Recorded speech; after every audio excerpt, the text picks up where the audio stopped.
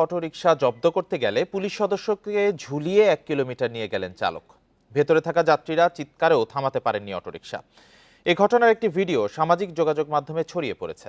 3 minute 4 সেকেন্ডের ওই ভিডিওতে দেখা যায় একজন পুলিশ সদস্য ইউনিফর্ম পরা অবস্থায় চলন্ত অটোরিকশার রড ধরে ঝুলে আছেন। পেছনে কয়েক যাত্রী চালককে অনুরোধ করছেন অটোরিকশা থামানোর জন্য, কিন্তু চালক থামাচ্ছেন না। পরে যানজটে পড়লে স্থানীয় মানুষ ও পুলিশ সদস্যরা চালককে আটক করে। ভুক্তভোগী মাওনা হাইওয়ে থানার কনস্টেবল কমল দাস জানান, বুধবার সকালে ঢাকা ময়মনসিংহ মহাসড়কে অবৈধ অটোরিকশা বন্ধে অভিযানের সময় একটি অটোরিকশা থামানো হয়। এ সময় অটোরিকশাটি নিয়ে পালাতে থাকলে তিনি ধরার চেষ্টা করেন। এ সময় তাকে ঝুলন্ত অবস্থায় 1 কিলোমিটার নিয়ে যায় অটোরিকশাটি।